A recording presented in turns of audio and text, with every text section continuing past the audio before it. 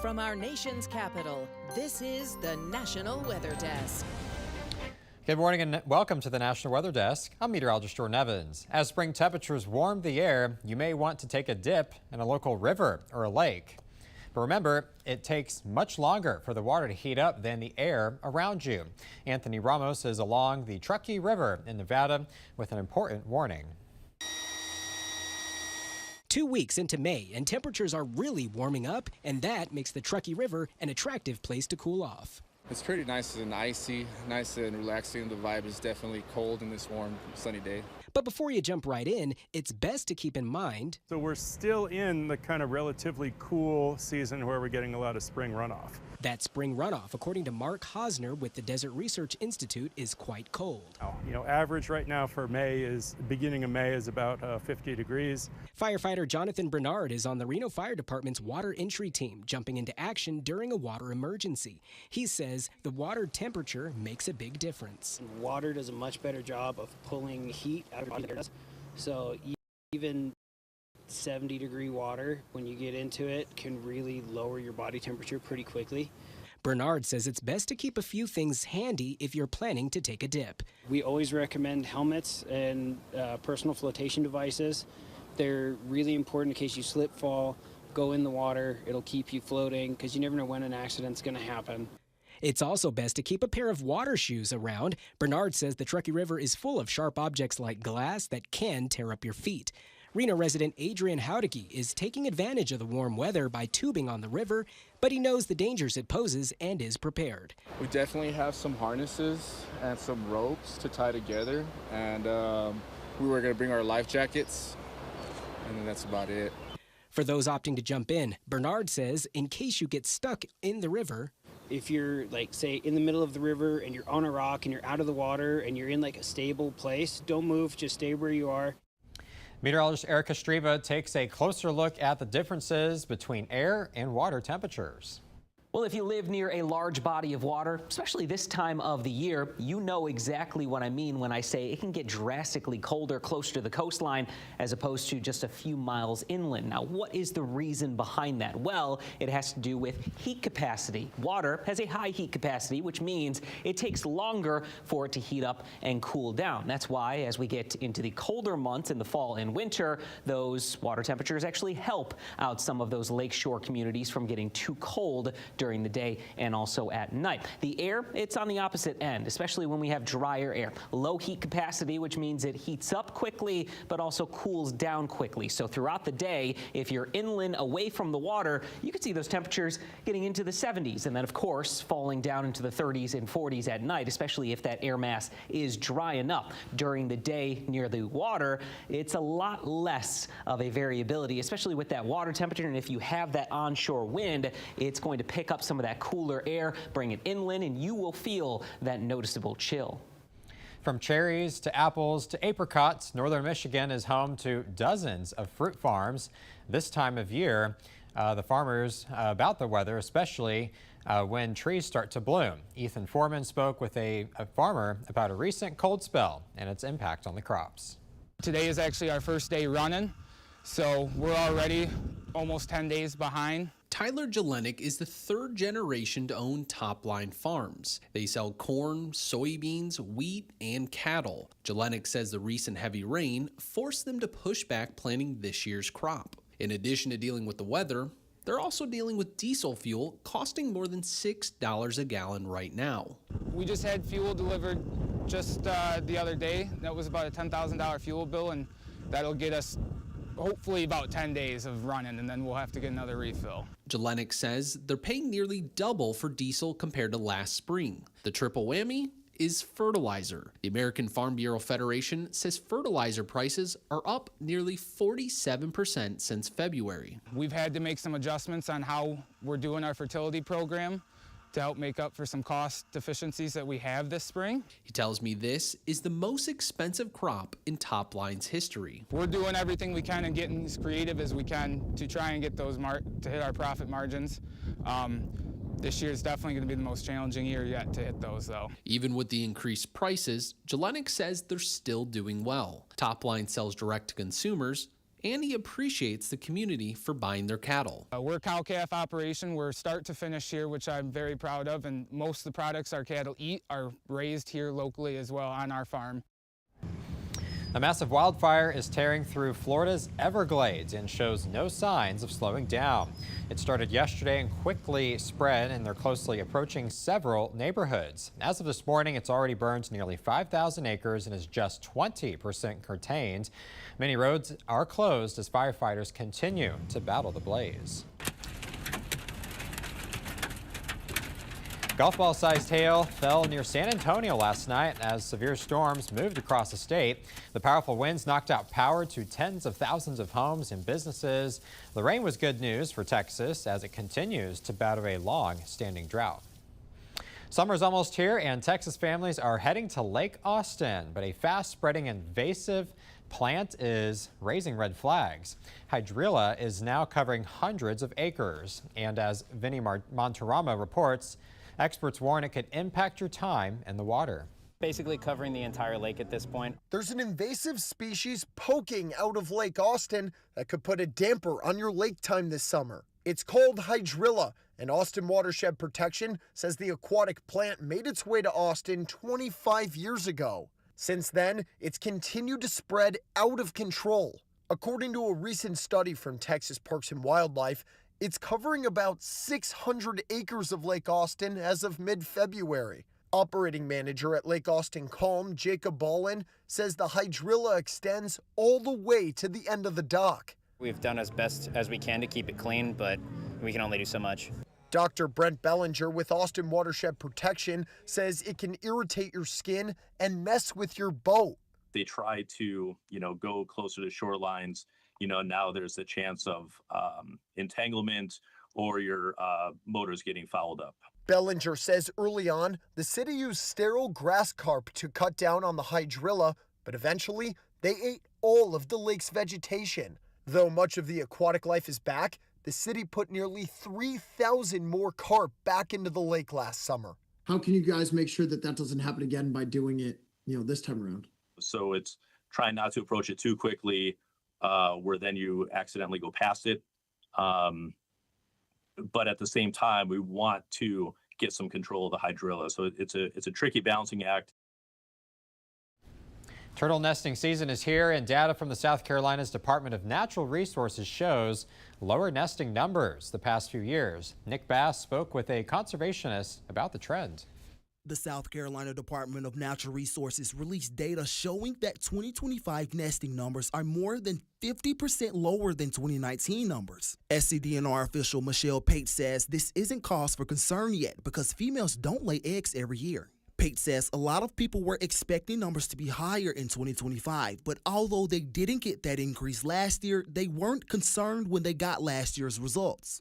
It could have been that they didn't find any good foraging areas over the winter.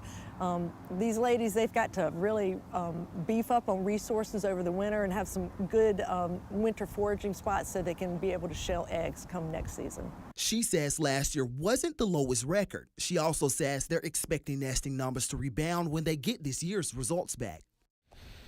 Now to the polls. A stunning decline in Antarctica's sea ice is being blamed on a triple whammy of climate chaos. According to a new study, ice stopped expanding in 2015 and has been dramatically declining since then. The area of ice now missing is larger than the size of Greenland.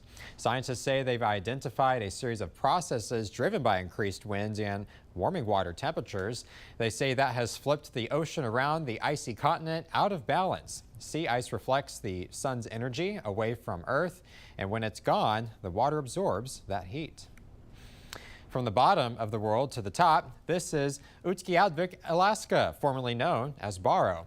It's the northernmost city in the United States. Early yesterday morning, the sun rose above the horizon, and now it won't set for another 84 straight days, or until August 2nd. That's because of the Earth's tilt. As we approach the summer solstice in June, days get longer in the northern hemisphere, and for most folks inside the Arctic Circle, the sun stays in the sky for nearly 3 months straight.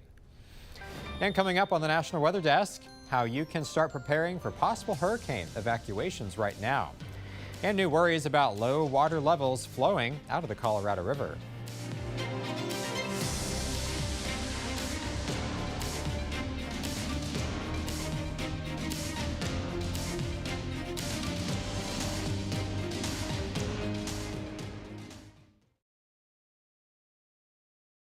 I'm meteorologist Ryan Munn. Let's get a look at the Northeast. We head through the day on Monday. We're going to see, call it a partly cloudy day. We will see the chance for some scattered showers. You head for areas inland, especially up towards northern New England throughout the afternoon. Then the sun goes down, the shower threat will diminish. We will see sunshine to start the day on Tuesday, and some clouds will work in, especially up towards the north. We are watching the potential for some midweek rain as we head into the middle and end of this upcoming week. High temperatures today topping out in the low to mid-60s. I'm Chief Meteorologist George Bailey. Here's a look at the mid-Atlantic region. One disturbance pushing out of the way. We're going to be left with just a few light sprinkles or showers going through your Monday with some heavier rainfall possible southward of the Baltimore region down towards Virginia. But that is going to not last. Tuesday's looking gorgeous. High pressure settles in, and we're looking at some beautiful weather then before our next system arrives on Wednesday. Temperatures will have a chance to recover anywhere we can get rid of the rain. It's 50s under those clouds and rain, but 60s going into Tuesday as well. Hi, meteorologist Jennifer Collins with a look at your southeast forecast. Another hot and warm day across most of central and south Florida. Temperatures in the upper 80s, low 90s. Cooler into the Carolinas with temperatures in the 60s for most of North Carolina. The upper 70s, low 80s for the northern Gulf Coast. As we'll see the best rainfall accumulation across parts of Louisiana, southern Mississippi, and Alabama through Monday, with afternoon pop-up showers and thunderstorms across most of the Florida Peninsula and the chance for rain into the northern Carolinas.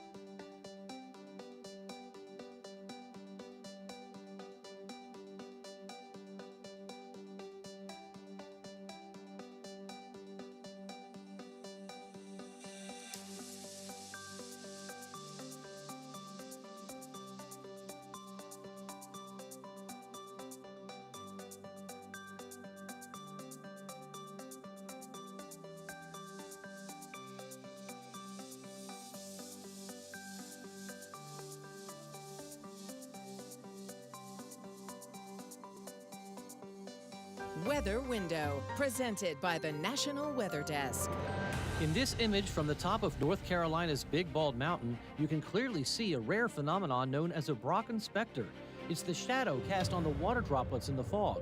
To see it, you need bright sunlight and a cloud in the opposite direction. It's typically visible on a misty mountainside. It gets its name from the peak it was first observed on in Germany. Want to see your weather photos and videos on TV? Click Chime In on this station's website to share. People in southwest Arizona who depend on the Colorado River say they're worried about the unusually low water levels they've been seeing right now, and officials say it could be a warning sign of what's to come. Karina Bazart has more. The Colorado River looks a little different today. Just a couple weeks, the river looked very lively, but now it's just drying up. It's a sad sight to see. It may not actually be drying up yet, but what we're seeing here is real. The 7 basin states are still working to reach an agreement on a plan to preserve the river. Governor Katie Hobbs was in Yuma and talked about the latest plan to avoid catastrophic water cutbacks. The alternative otherwise would be putting the brunt of all of the Colorado River cuts on Arizona, and we just can't afford that. But the clock is ticking. Many of the people from Yuma and San Luis who came to the river today are surprised to see how low the water level is. It's going to be a lot more tougher for these people to get the water that they need because the water comes from here and a lot of the canals around the area. So with all this drying up, it's just water access is going to be very hard to get to nowadays. Marcus Lopez says he's come to the river since he was a little kid, and today he's concerned about what he sees. Elsa Garcia says she and her friend were shocked when they saw how it looked today. We came during spring break and it was full. People were jumping into the water. But today it's dry and we're just getting our feet wet.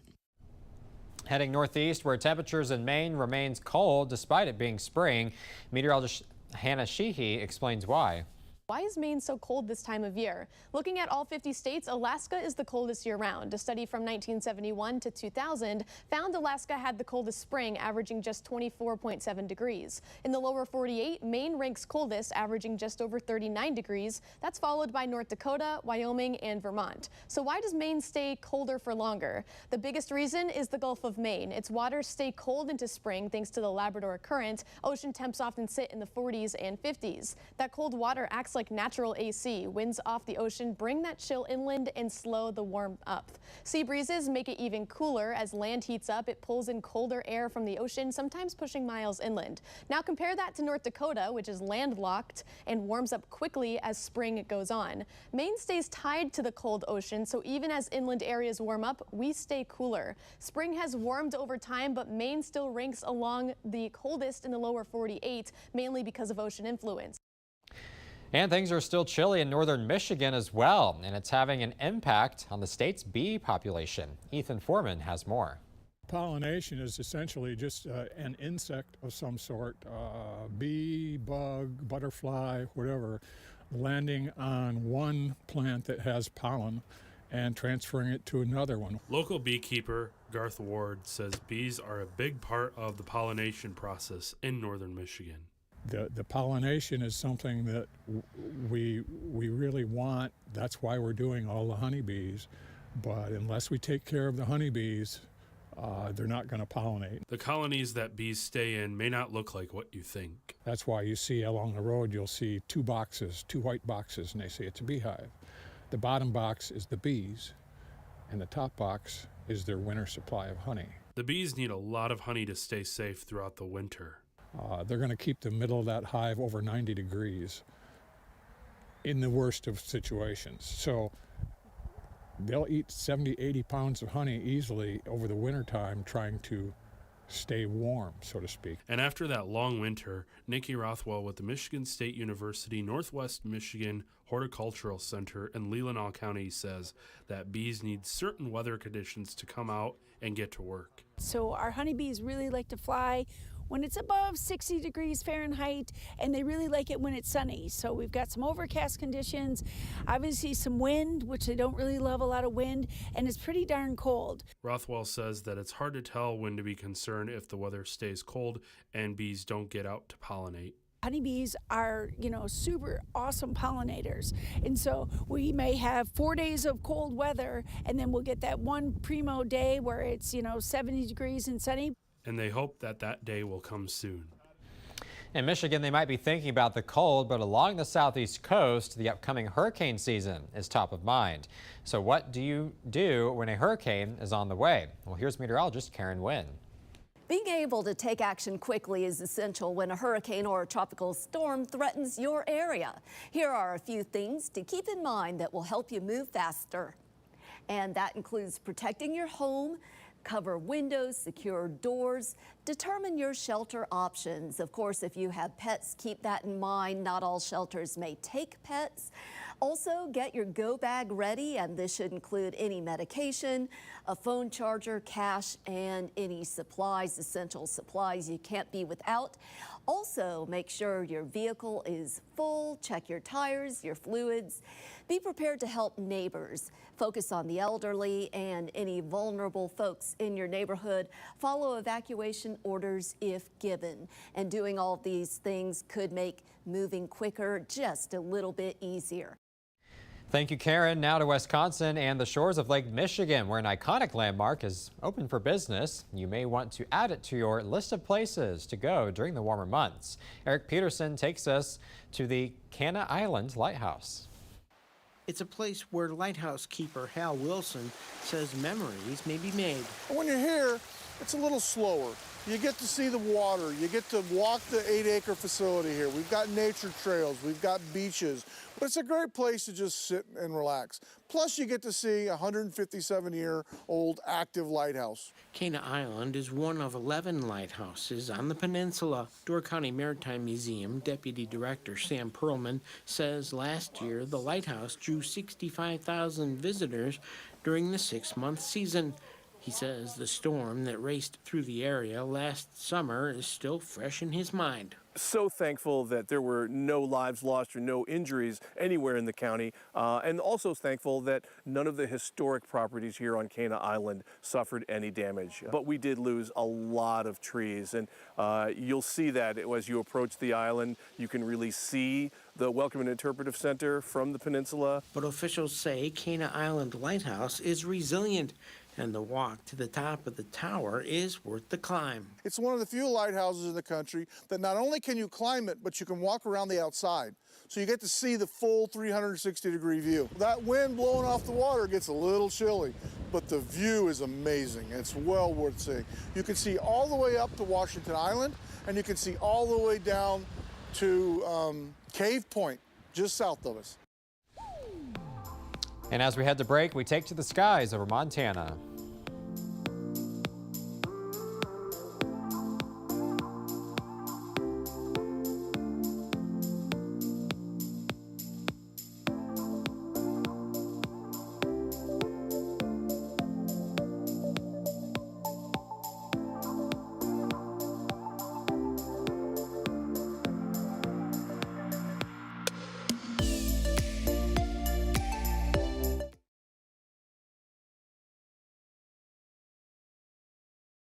Well, a very good Monday morning, everyone. I'm meteorologist Andrew Buckmichael. Pretty quiet weather across most of the Midwest for the day today. We do have some rain down in Kentucky kicking its way out of here, but for the most part, the Midwest staying dry for the day today. Now, tomorrow we have some scattered showers sliding their way down from the north with a cold front, and temperatures not dropping a whole lot, but will be just slightly cooler midweek.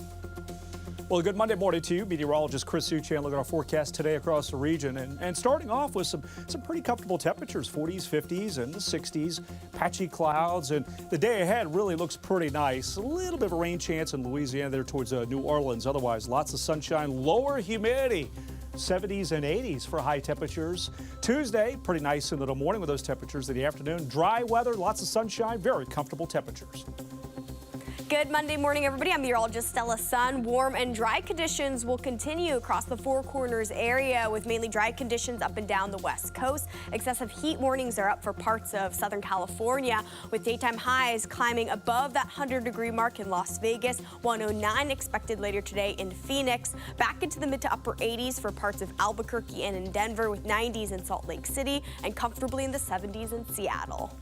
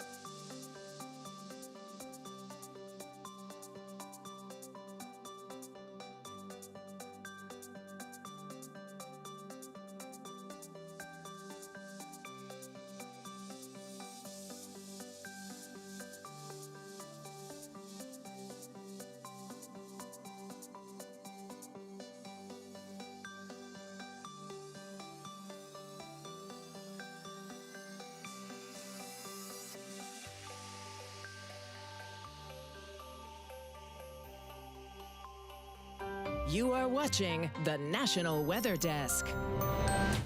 It is thunderstorm season, and that means lightning. To get a better understanding of how lightning forms, we turn to meteorologist Lindsay Storrs. As we get deeper into the spring months and eventually into the summer, we're going to start to see more thunderstorms. Now, thunderstorms, of course, produce lightning. So today I wanted to explain how lightning forms. Within the thunderstorm, you get these little ice particles that go up and down and they run into each other within the thunderstorm cloud. And that can create different charges in the thunderstorm. The negative charges tend to collect toward the bottom of the thunderstorm, and they start to work their way toward the ground. They don't like being up there by themselves. They got to get get to those positive charges that are down here at the surface. So they start to zigzag toward the ground. That's what we call a stepped leader. As they get closer to the ground, they start to pull positive charge up. And once the two connects, an electrical charge forms. And as those positive charges rush towards the negative charges, you get the lightning strike, which actually moves at about 60,000 miles per second. This whole process takes about a second or even less. And so you can have it happen multiple times. And that's the flashing that we see with lightning. So there you go.